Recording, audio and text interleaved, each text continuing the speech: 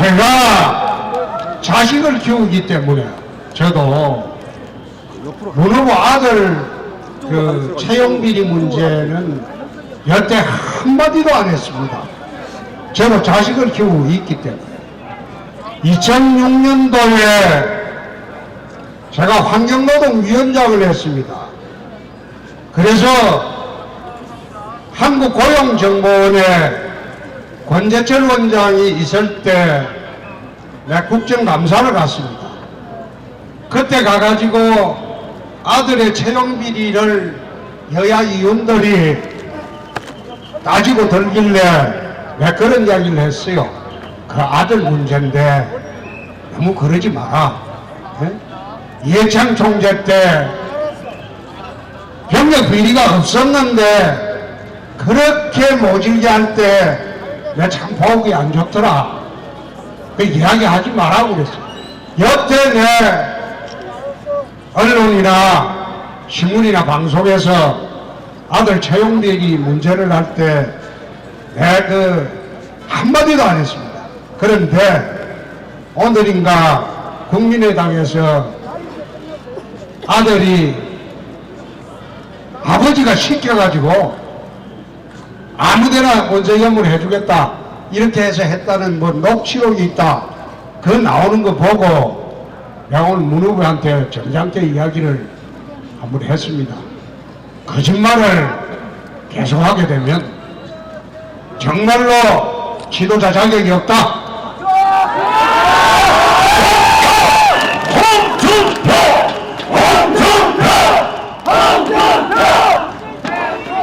대통령은 잘못이 있을 수가 있습니다.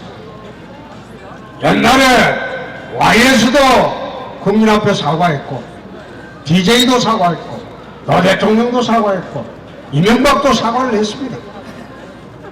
그러나 거짓말하는 것은 국민들이 용납하지 않습니다.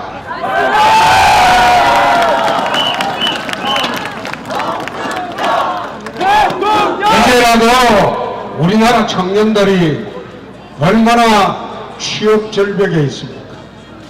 이렇게 어려운데 아들 문제는 좀 대국민 사과를 하고 이제 투표해달라.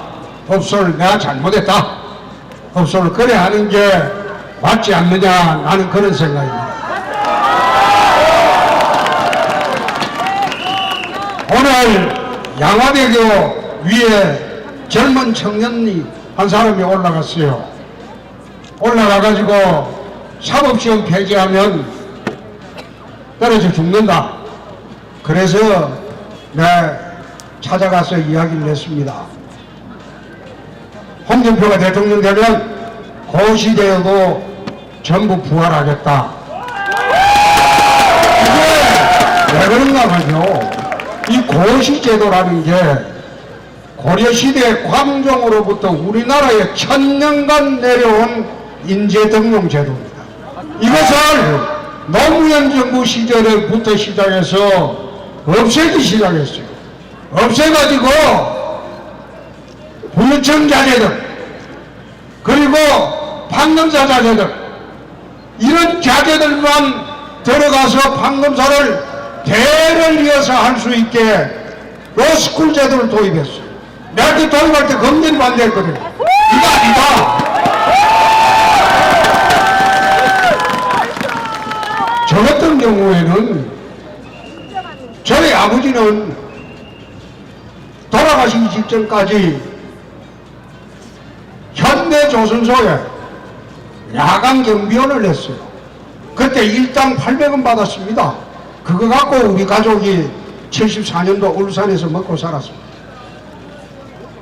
그렇게 힘들게 살았어도 꿈을 갖고 내 살았습니다. 초중고등학교 다니면서 밥을 안 먹고 살아도 밥을 못 먹어도 나는 꿈을 갖고 공부를 했습니다. 이거라도 해야지 내가 살 길이 열린다. 우리 어머니 같은 경우에는 까막놈입니다. 그걸 몰라요. 그런 부모님을 모시고 살아도 바르게 살고 열심히 노력하면 성공할 수 있는 사회가 대한민국입니다. 홍준표! 홍준표! 홍준표! 그래서 내가 그 청년 어디 갔어? 예. 양화대교에 올라갔다가 어제 아마 사시제도, 사법시험제도 전체원 해주면 안 들어간다고 했는데 오늘 낮에 내 찾아가서 내려오느라 내가 되면 도시제도 다 좋아한다.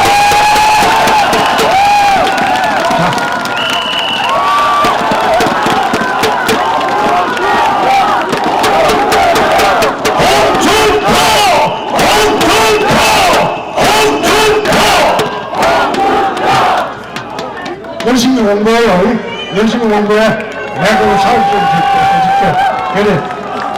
그래서 사실 그렇습니다. 세상을 살아가는데 아무리 힘들어도 우리 서민들이 꿈이 뭡니까? 내 대에는 짓밟히고 무시당하고 업신여김당하고 온갖 핍박을 받아도 내 자식만큼은 떡떡거리고 하면 사는 거 보고 싶고 그리고 부자가 되는 거 보고 싶고 출세하는 거 보고 싶다. 이게 대한민국 서민의 꿈입니다. 홍준표! 홍준표! 홍준표! 그런데 한국 사회가 이런 희망의 사다리를 다 걷어치우고 있습니다. 사법시험제도 없애고 특권층이나 잘 사는 집의 애들만 로스쿨 가가지고 또 거기서 대를 이어서 판검사하고 변호사를 이래 또 그 백이 없는 애들은 로스쿨을 나오더라도 돈을 많이 들여 나오더라도 취직이 잘 안 돼요. 법무법인 같은 데도 법률회사 그런 데서 어떤 사람을 뽑느냐, 실력 있는 사람보다도 백이 있는 집에 애들을 뽑아오면 그 아들이 사건을 몰고 들어온다. 그래서 지금 공부를 잘해도 판검사들이 어려워요. 10분의 대물림 현상을 돈만 상속하는 게 아니라 10분까지 상속하는 그런 사회로 한국 사회가 가고 있다 이 말이에요. 이건 맞지 않습니다. 자, 행정고시도 없앤다고 죽으라고 공부해가지고 자기 실력으로 어떻게 한번 공무원 돼보려고 해도 그걸 없애고 스펙 좋은 애들 돈 많은 집에 애들 불러가지고 자기 부모 역량으로 스펙 좋은 애들 덕질하겠다고 외부고시 같은 경우도 한번 봅시다. 외교 아카데미 만들어가지고 밖에 나가서 영어 잘하고 독일어 잘하고 프랑스어 잘하고 이런 스펙 좋은 애들 덕질해가지고 외교관 만들고 옛날처럼요 자기가 공부해가지고 외교관 될 길도 막혀 있습니다. 어떻게 한국 사회가 가진 자의 사회만 이렇게 가느냐 이 말이에요. 나는 이걸로 찾아오고 홍준표! 홍준표! 홍준표! 제가 이런 얘기하는데 통진당의 후보냐 또 정의당의 후보냐 그런 얘기도 합니다. 그런 얘기 하는데 저는 이 땅의 보수 정당의 적통 정당의 후보가 됐어요. 됐지만은 잘못하는 거는 바로 잡아야죠. 한국 사회가 잡아야죠. 한국 사회가 묘한 게 있어요. 복지를 하자. 지금 좌파들 복지하는 거 보세요. 가진 자의 거 뺏어가지고 없는 사람한테 골고루 나눠주자. 그게 좌파들 복지, 보편적 복지라는 게. 그거는요 공산주의의 배급제도입니다. 복지는 그래 하는 거 아니에요. 그래 하는 게 아니고 정부기관 구조조정하고 산하기관 구조조정하고 거기서 남은 돈으로 가난하고 못살고 힘들게 사는 서민들 도와주는 게 복지입니다, 여러분. 지금 나와 있는 후보들 다 보세요. 전부 세금 올리겠다고 합니다.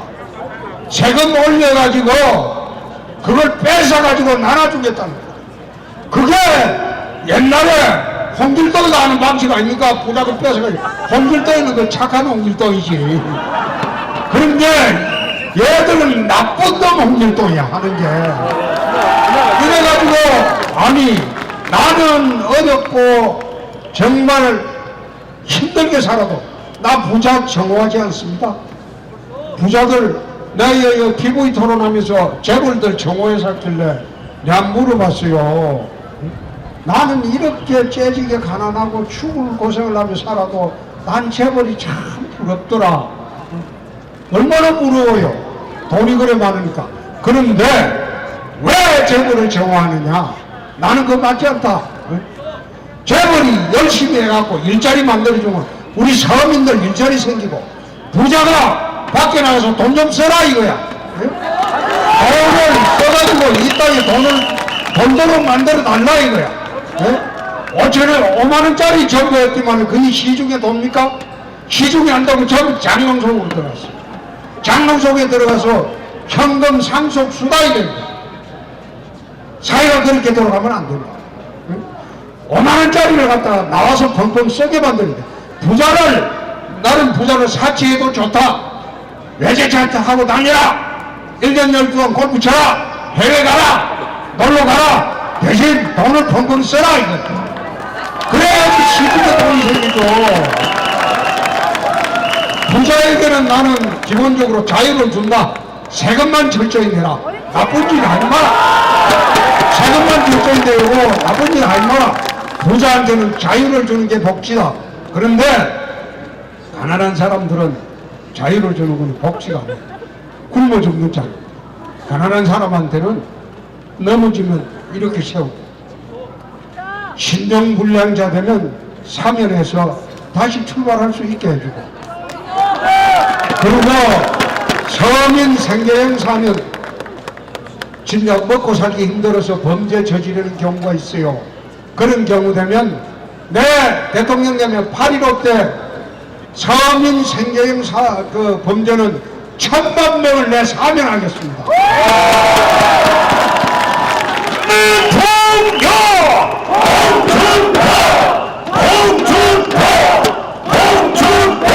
제가 경남지사를 하면서 내 대학 동기 중에 은행에 다니다가 어렵게 돼가지고 자영업 하다가 망해가요. 어렵게 돼가지고 부인이 파출부를 나가요. 몇 년 전부터. 그래서 내가 지사 그만두기 전에 2월달에 경남은행 감사 자리가 있길래 내가 그 친구를 좀 줘야 되겠다. 옛날에 저하고 같이 하수받은 친구입니다. 아주 어렵게 산다고 그래서 그 친구를 경남은행 감사 자리에 해주면 먹고 살거든요. 감사 자리가 그게 도지사보다 연봉이 2배 반이 많아요. 그래서 야 아빠지 여태 고생했으니까 네가 좀 해라. 해주기로 다 약속을 했는데 은행에서도 그 감사는 이제 내가 추천하는 겁니다. 내가 추천하는 게 있어요. 그래 해주려고 하니까 이놈이 보니까 안 되는 게 신용불량자가 돼 있어요. 신불자가 돼 있어가지고 내가 추천 포기한다. 너가 알아서 하라. 그거 말았는데 신불자라는 것도 내가 그때 알았어요. 이게 신용불량자가 되면 은행 거래 못하고 취직 못하고 뭘 해도 할 수 없다. 그래서 내가 홍준표가 대통령이 되면 8.15 때 대한민국 신용불량자 모두 사면하겠습니다.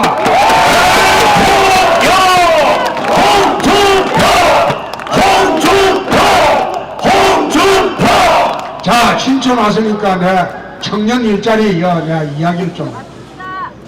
문재인 후보가 청년 일자리 81만 개를 공무원하고 공공 일자리 시작했다. 그거는 그리스식으로 망하자는 게 아니라 국민 세금 나눠 먹자는 게 아닙니다. 그건 안 돼요. 청년 일자리가 왜 이래 어려워졌냐? 제가 대학 졸업할 당시에는 재벌회사 서너 군데서 취업 원서를 내면 서너 군데서 왔어요. 골라서 갔어요. 근데 지금 왜 이래 절벽이 됐냐? 강성 기종 노조 때문입니다. 이 강성 기종 노조가 우리나라에 3%밖에 되지 않아요. 전체 근로자의 3%밖에 되지 않는 민주노총 가들이 걸핏하면 광화문에 와가지고 촛불 하고 또 죽창 들고 이런 식으로 우리나라 이 노동계를 휘어잡고 자기들이 노동계 대표도 아니에요.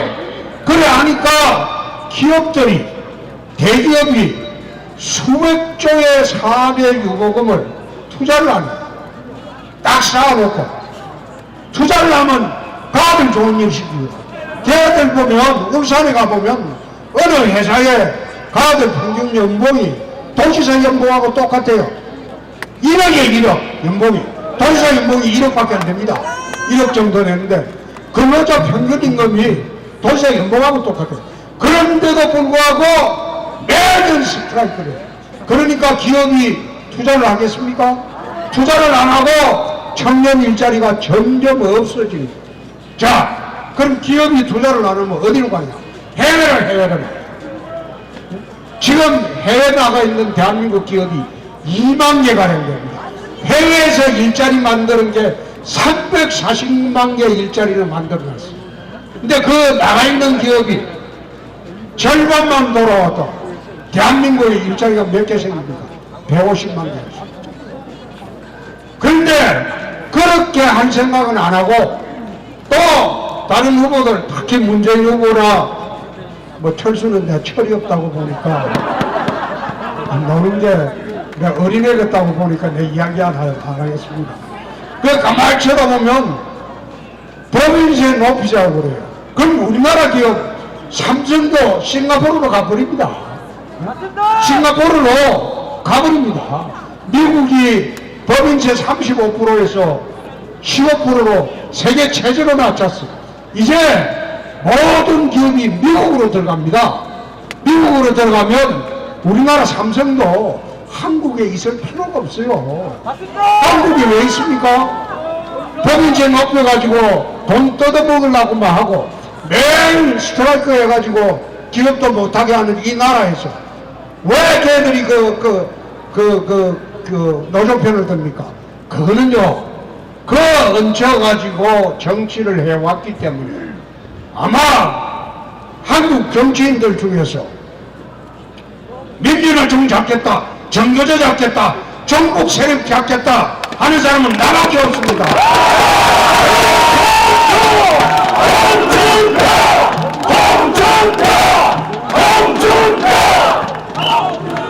역대 대통령이 대통령 되면 노사정위원회 만들어가지고 극히 3%도 안 되는 민주노총 눈치나 보고 노동정책을 펴다 보니까 이 꼴이 된 겁니다.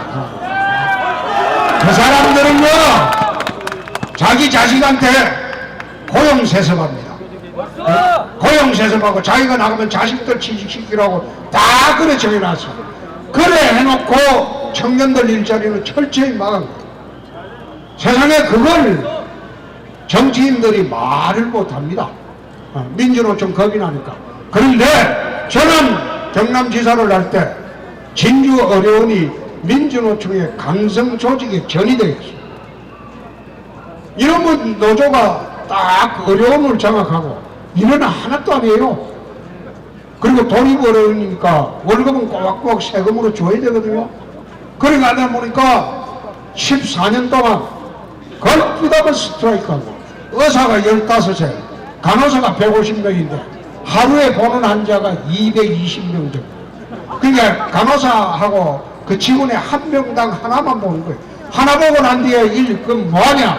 저끼리 쎄쎄쎄 하고 노는 거예요.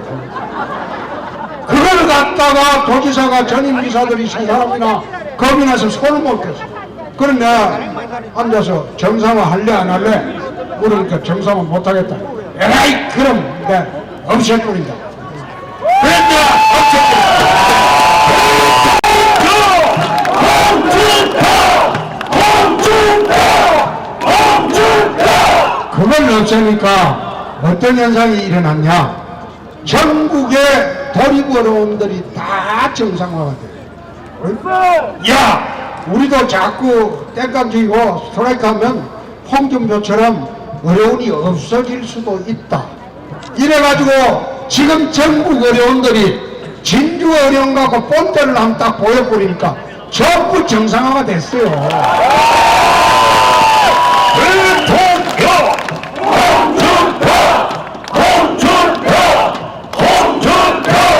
홍준표가 대통령이 되면 폴리스 라인을 넘어서는 그 폭력 시위하는 사람들 내가 절대 용납하지 않습니다.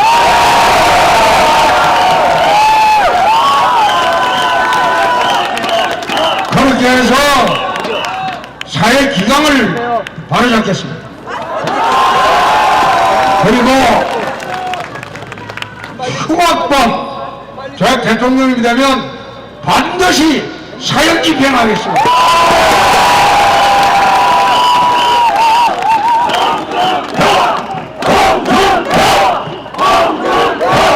사형 집행을 흉악범이 확정돼도 사형 집행을 안 하니까 희대의 살인마들이 부녀자들 강간하고 살인하고 거래 산 희대의 살인마들이 교도소에서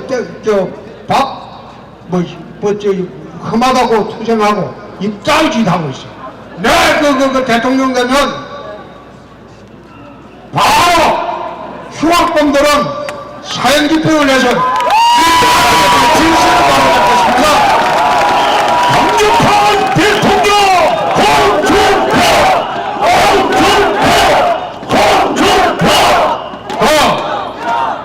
동성애 한다고 내가 그러는 거 나는 그것 때문에 지금 대한민국의 에이즈가 14,000명입니다. 그걸 시시하고 말을 안 해요. 성소수자 권리라고 서울시장이라는 사람이 그 서울시청 앞에 동성애자 파티나 열어주고 이게 정상적인 나라입니까?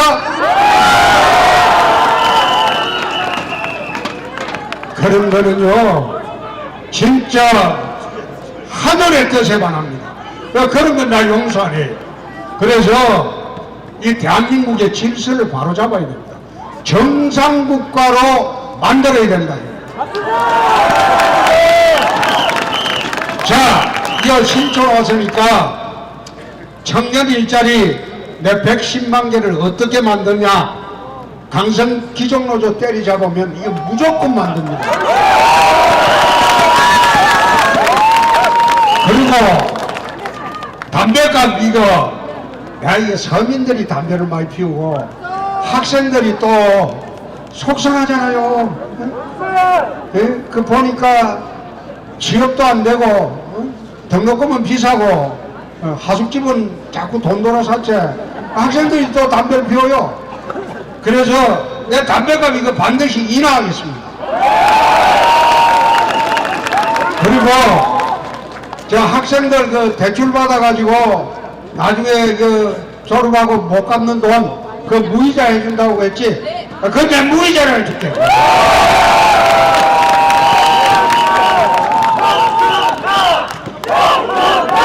그것도 25병 이하 그 은행 대출 받아가지고 은행 이자가 높아가면 굉장히 대출 부담이 높아요.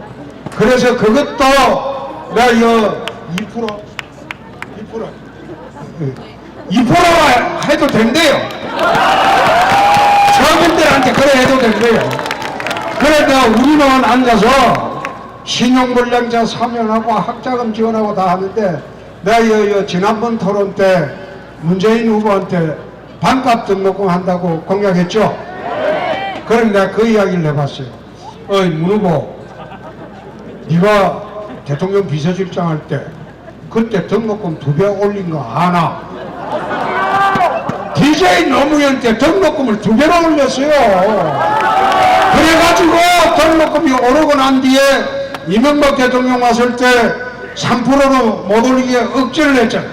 계속 박근혜까지 억제를 해놨는데 마치 지가 돈을 갖다 2배로 올리나 그렇고 마치 그걸 반값으로 해주는 것이냐.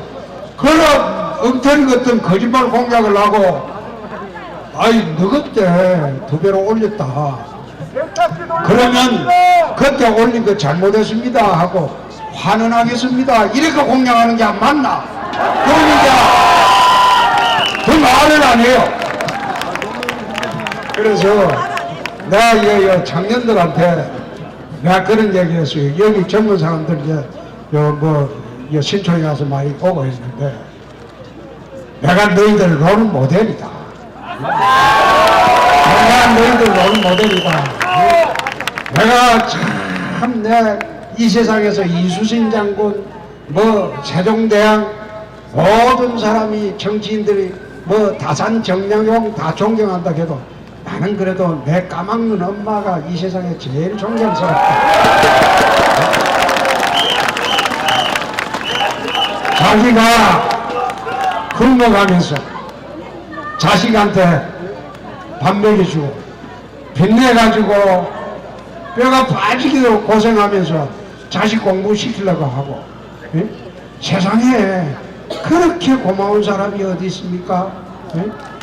이 세상에 낳아준 것만 해도 은혜입니다. 그런데 요즘 젊은 애들이 부모 잘못 만났다고 한탄하고 나는 유산 1원도 받아본 일이 없어요. 그래도 내 힘으로 노력해서 바르게 살고 바르게 컸습니다.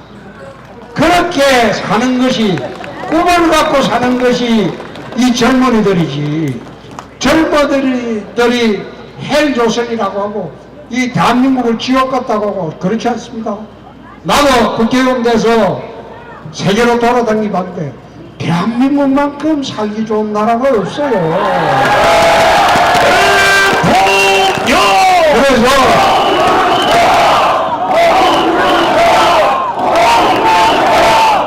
그래서 대한민국 젊은이들한테 전 그런 이야기를 합니다. 돈이 없어 불행한 게 아니다. 꿈과 희망이 없어졌기 때문에 불행한 것이다. 꿈을 갖고 살자. 희망을 갖고 살자. 나 젊은이들한테 그런 이야기를 합니다.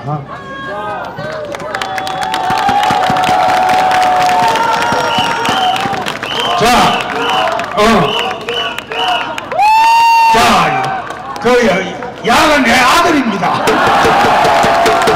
내 큰아들인데 문후보는 지금 아들이 안 나와요. 행방불명이 됐어요.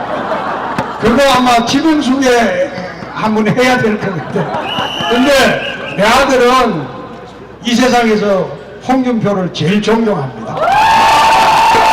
저는 내 까막눈 엄마를 제일 존경하고, 내 둘째 아들은 지금 장가 가서 이제 신혼여행 가버렸고, 우리 집은 저거가 알아서, 저끼리 알아서 며느리를 데리고 옵니다. 데리고 오는데, 내 큰아들은 또 이 세상 둘째 아들도 그렇고, 이 세상에 가장 존경하는 인물을 어릴 때부터 홍준표라고 적습니다. 근데 제가 우리 까막눈 엄마를 존경하는 거예요. 자, 이제 그래서 저는 그런 생각합니다.